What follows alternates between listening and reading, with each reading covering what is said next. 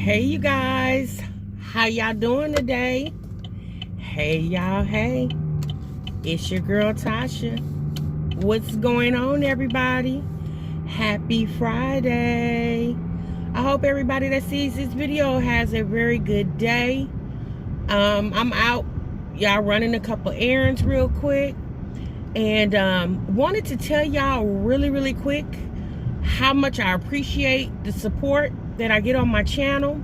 And I have a giveaway. Yes, girl, a giveaway.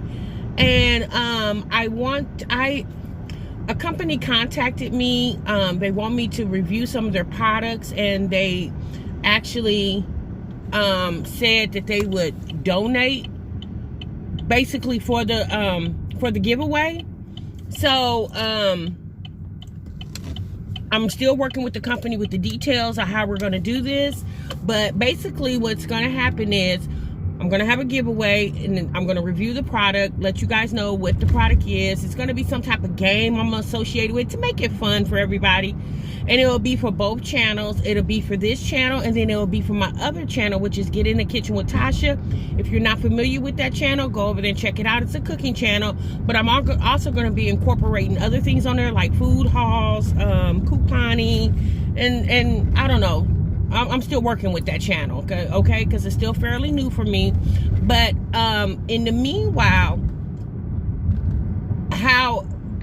like I said, y'all, I'm still working on the details, but I just wanted you guys to be aware of that, that there is going to be a giveaway, just to, to show my appreciation for the support that I get here on the YouTube platform, and I will keep you guys informed, okay? All right, y'all.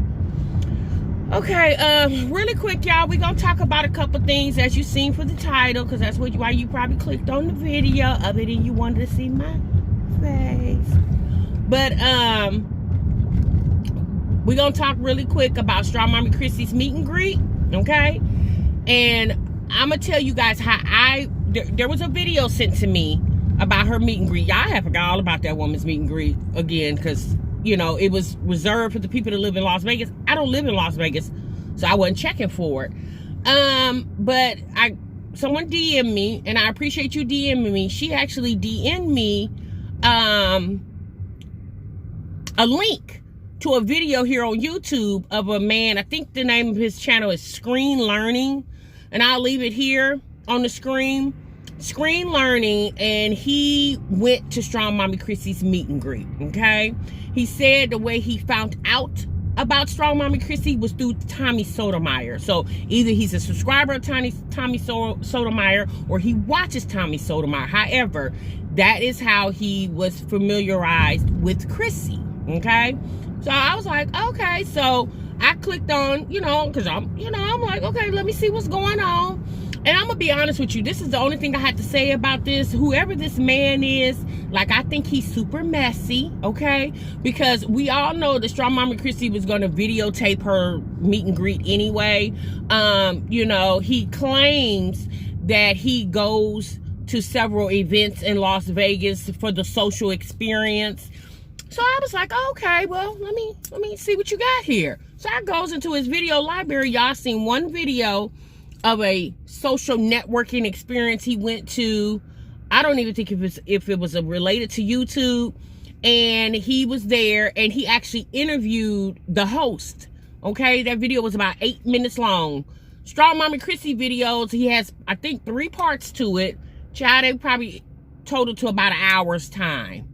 And I was like, okay, yeah, what's okay, so if you go to, he says he goes to these events for the social experience, then why wouldn't you be in social with the experience? The experience was Chrissy, child. He talked more with the brother than he did with her.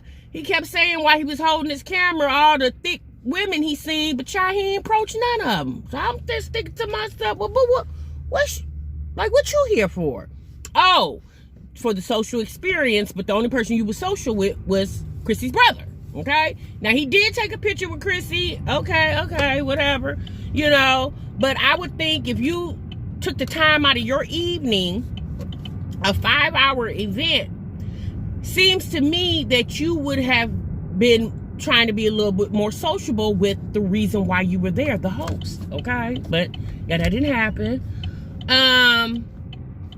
So anyway, y'all, I'm gonna be honest with you. I don't have anything to say about her event other than she did what she could do, right?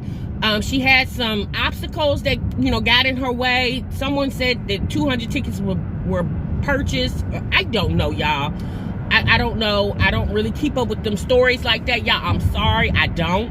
All I know is that she had the event at some type of, it's a dance studio, and they rent out their spaces for events.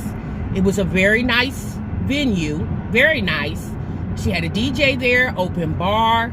It was really nice.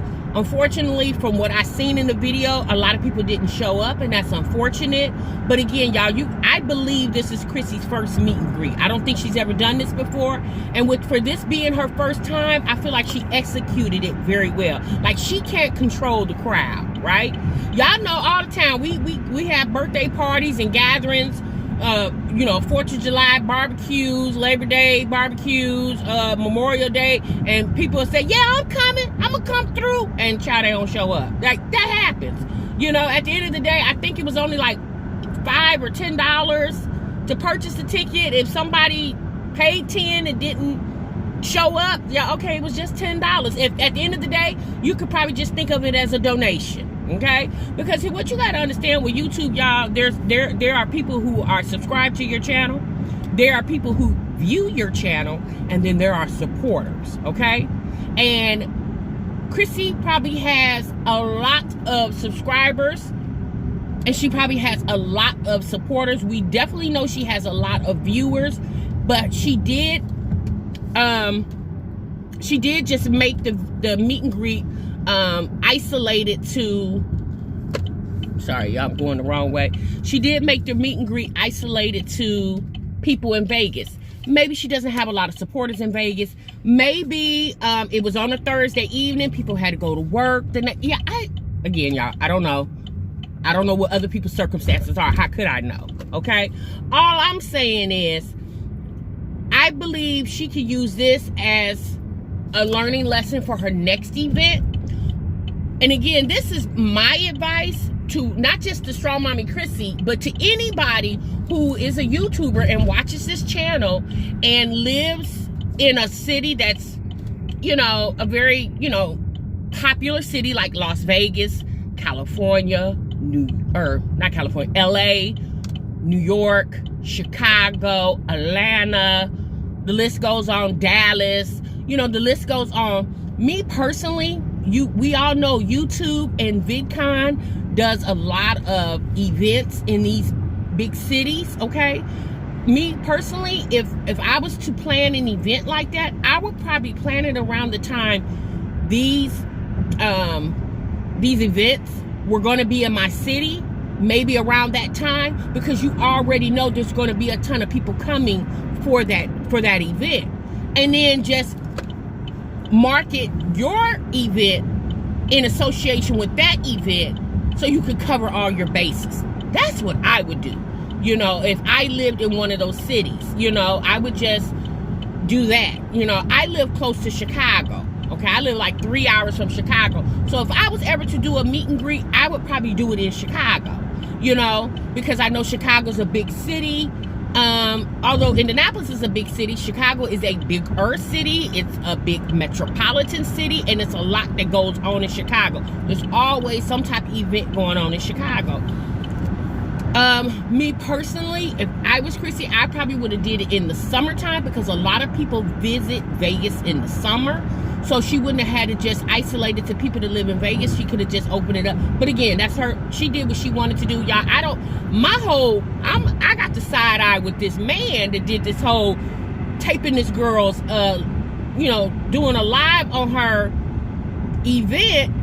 And I noticed, okay, boo, but you don't have any videos on your, you don't have any videos on your, you don't have any ads. That's what I'm trying to say. You don't have any ads on your videos. And you got Strongmommy Chrissy. Okay, so you trying to get the attention so you could get the views, so you could get the hours, so you could get monetized. Like, okay, boo, I see you. Okay, so that's my whole thing with him. I'm just trying to figure out, boo, what's your purpose? Well, I get what your purpose was, but I was just like, okay, come on now. Like on a Thursday evening in Vegas, you you know, I don't know how old he is. I'm just saying he's in his 30s. Child, you ain't got nothing else better to do with your time than to go sit up in a meet and greet and lust after women that you ain't getting ready to hit a lick at a stick. That's what I want to know. Okay. Anyway, but like I said, kudos to her for even trying to execute that event. That took a lot of courage, knowing that she had obstacles, you know, ahead of her, that she knew about beforehand, but she still did what she had to do. Like I said, it was a very nice, you know, arena that she had the event in, based off the type of the show out. It was, I mean, obviously I was too big, but maybe she didn't know 200 people wasn't gonna show up. Maybe she probably planned for 200 people. I don't know, y'all, but at the end of the day, I get a girl an A for effort. Okay, she tried. And if anything, like with anything, it's always with any type of project that you start, there's a launch to it. So maybe this was a launch for her next event. She'll already know what she needs to do, what she doesn't need to do. You know, it's called a learned lesson, y'all. Everybody learns from a lesson, okay? And this was her lesson, and she probably learned some things from this event. But it looks like the people that showed up had a good time. They said she had food and it was an open bar, so it sounds like she was trying to entertain. I-465 road construction. Sound like she was trying to entertain as much as she could, and she did. She had a DJ playing with some good music, so I mean, kudos to Chrissy, okay? All right, y'all, we're gonna get on off of Chrissy, and we're gonna get on off of Chrissy, and we're gonna move on to the next topic. We're gonna talk about my Jazzy life, and the reason why I want to talk about my Jazzy life is because I can relate to my Jazzy life. You guys, my Jazzy life said this. I think her title said something about subscribers called CPS, whatever, okay? So I clicked because I want to hear what's going on, and you know, I feel for it. You know, that's effed up if somebody called CPS on her for some type of erroneous allegation. I'll say this, y'all. Being a foster parent, if you're new to my channel and you don't know, I was a foster parent, and I was a foster parent for 3 years.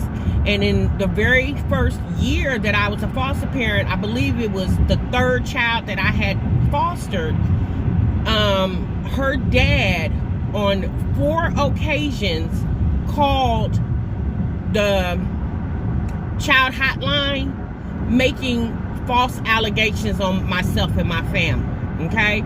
He said things like we was starving her, we was beating her to death. I mean, just really ludicrous allegations, to the point where the little girl, because again, when regardless of foster parent or not, CPS calls, oh, they coming, okay? The very first time the call came, they came to my house, okay? They showed up. They interviewed the other children in the home. They interviewed me. They interviewed my husband. They interviewed the child, okay? Based off the interview and the allegations that were reported, the case was unsubstantiated, meaning they had nothing to prove the allegations. There was nothing there, okay? So they closed the case. Although the case was closed, you know, my information was still in the system, okay? So this is what I'm leading up to. The next time he called, he didn't call, he had someone else call, I think of his girlfriend or somebody, with the same. So what would happen is every time they would have a visit, the father and the child, he would find some reason to make up something and would call the next day or that Monday and make these allegations. So again, after the just so happened the same case manager, because there's a case manager that I have for all the kids, and then whenever there's allegations being made, then there's a separate department. They call that, I believe it's the investigation department. There's a separate department that comes out that are actual caseworkers, but they merely just work those type of allegations. She called me. And she didn't even come. She called. Well, because, you know, she already knew what was going on. See, the unfortunate thing, of course, my situation and Jazzy's situation is different because she's not a foster parent. I was taking care of somebody else's child, and they were mad because their child was in the system. Again, it wasn't my fault your child was in the system, baby. This your child. It's your fault your child is in the system. I just so happened to open my home to allow your child to have a safe place to live. And the biggest thing, the child was Caucasian, and obviously the dad was Caucasian, and he didn't like the fact that his child was with a black family. That was the biggest reason he kept calling, okay? On the 4th time that call was made, you guys, at that point, although I was very fond of the little girl, it was not her fault by any means. We didn't treat her no different or anything, because she doesn't have it, because she was 6 years old, y'all. She don't have control over her daddy and what her daddy does. But what I did is I basically had the child removed because I didn't want to keep going through that. You know what I'm saying? Like, obviously you don't want your baby here. Okay, well, do what you got to do to get your baby back home with you. But until that happens, then you guys just put her in another home where he can feel more secure. Because at the end of the day, it's his child. And, you know, if he's feeling some type of way about her being with a black family, I mean, okay. You know, I fostered many Caucasian children while I was fostering, and that was the only incident I had with the whole race thing. Okay, all right. So that's, now I'm giving y'all that example. Okay, I get how it feels to have CPS called on you. Okay, although it wasn't my child, but it was a child that was in my care. Let me tell y'all something. I have seen neglect. Okay, being in the foster care system, I have seen what I feel is neglectful. What I think happens with Jasmine is some of the stuff that she does can seem neglectful, but a lot of it, she's careless. And I understand people care, but this is the problem, y'all. When those kids, if something happens and those kids get taken, yeah, they're not all going to the same home. Now, it might be a situation that they could go to the grandmother if she's able, physically and financially able to take them. But if their grandmother, for some reason, says that she can't take them, then guess what happens?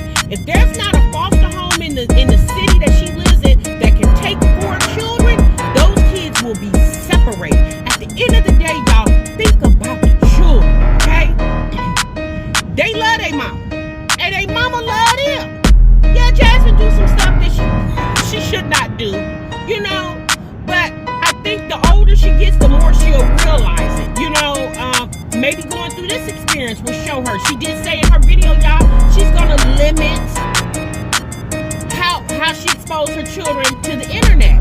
Well, at the end of the day, baby, that's a very good idea, okay? Very good idea.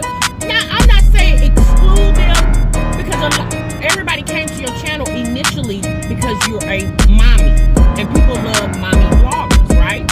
But all I'm saying, Jasmine, is when you bring that mommy content to the platform, make it clean.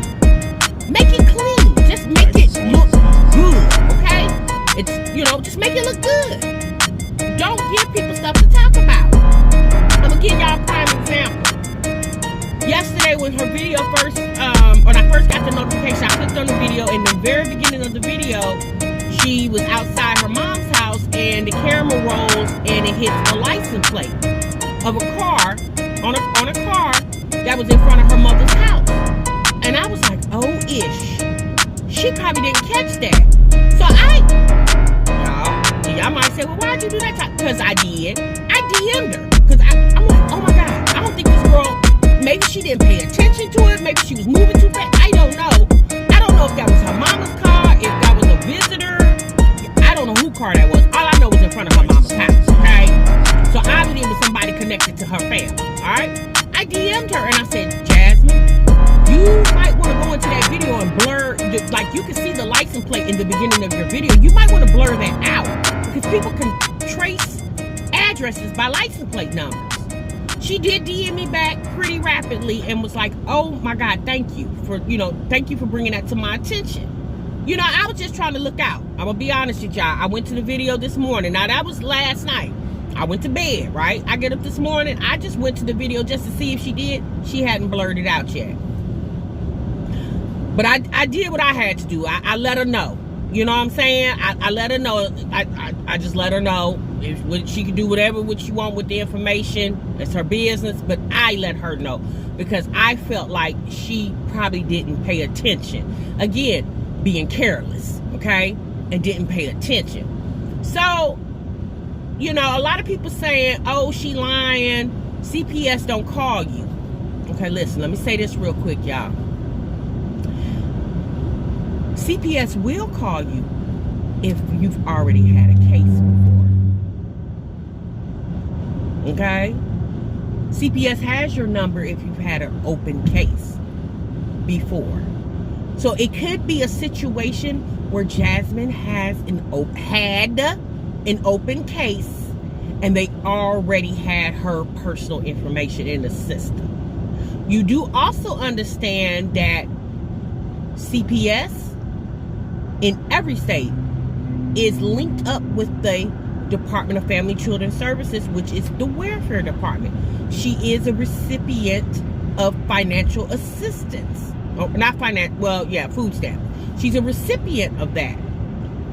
Once they put her name in, it could have came up that she has an open state case with welfare assistance. They could have called, because they said they called, right? Normally, y'all, they come to your house. Like anytime, if this is a first time allegation, they come to your home. If they have your address, they come into your house, okay? They don't do no calling on the first attempt. But if they've been called before, then yes. And if it's the same case manager that took the last open case call, it's a situation where they could just call you. She said they called and she didn't answer the phone because she doesn't answer numbers that she's not aware of. So therefore the person texts. A lot of times people don't leave voicemails because most people don't listen to voicemails. I tell my mother-in-law that all the time. She'll call me and I'll miss the call. She'll leave me a voicemail. And I tell her, I don't listen to my voicemail. Text me. Like you can catch me, you can get me quicker on a text than you ever will on a voicemail because I just don't listen to them instantly. Like it might be a week or 3 days before I listen to my voicemails. So she might be the same. Most people are like that. Most people don't listen to their voicemail immediately. Okay, we know that from businesses. We can call places and leave voicemails and folks don't get back to you to 2-3 days later. Okay, so we know that. So that's probably why the person texts her. She may have left a voicemail and then she may have left a text as well. I don't know. Jasmine didn't say that. I'm not in her phone. I'm just giving y'all my thoughts and my opinion. Okay? But moving forward, I think it's a grand idea that Jasmine is more focused on how she vlogs her children in her videos. She needs to be very focused on that. I understand her coming on her platform expressing what's going on because it hurts her. But again, it doesn't necessarily have to be somebody that's subscribed to you, baby. That could be somebody who watches your channel and knows you, okay? It could be some vindictive type stuff. It could be anything. At the end of the day, y'all, when you on the internet, you're exposed to a lot, unfortunately, and everybody does not have your best intentions at heart. We do understand there's a lot of people that can garner jealousy and hatred just by watching a video and watching you. You guys understand? People have been watching Jasmine for a long time. I think she's been on YouTube since Kaylin was a little girl. Okay, and she's 6 now. So she's been on YouTube for quite some time, and people can just probably, just build some type of animosity towards her, Heck, I only been on this platform for 11 months and they building it towards me. Okay? But whatever, you know, I can't do nothing about that. But so yeah, y'all. So that's basically my thoughts and opinions on that. I know people are saying like she's making this up. I don't think it's made up. I do understand that a lot of people say every time somebody come out with content, Jasmine seems to you know, copy the same content. She did say, y'all, she said in the videos, a lot of times you got to listen. When you watch a video, baby, you got to listen, okay? You can't react off a reaction video. Like, you can listen to my video, but I always advise people, y'all go back and watch the video yourself and see what your thoughts and opinions. Like, these are all my thoughts. This ain't got to be your thought, because you can watch the video, you can get a whole different thought and opinion out of it, okay? But she did say in the video that this case stemmed from the incident back in the summer, okay, when the kids was in the car and she was at the lakeside. So this could have been this could have kicked off the case, right? And then somebody could have called again, maybe just still giving the same type of, you know, argument that she's not taking care of the kids properly. But at the end of the day, y'all, what you don't want is them kids to be snatched away from their mama. You know, I don't think Jasmine deserves that, okay? She does need to do better. I'm not gonna say she do need to do better, but she does not deserve, and them kids definitely don't deserve that.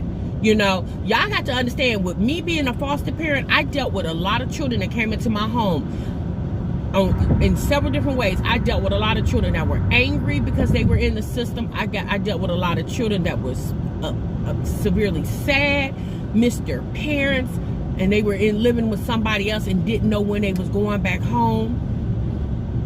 And then I also dealt with kids that was extremely happy they was in my home because they was out of the hell that they was in, okay? Her kids are very young. They don't probably know how to respond to their emotions and their feelings, but one thing they all gonna respond to the same. If they get taken away from their mama and they've been with their mama since birth, that would be detrimental to them children. All I'm saying, y'all, please don't do that. If there's somebody out here that's watching this video and has had thoughts of calling CPS on that girl, understand that I understand y'all want Jasmine to do better, but just pray for the girl or encourage her. Send her DMs, emails. If you got to flutter every day with her, don't separate a family. That's the worst thing you could do, is separate a family.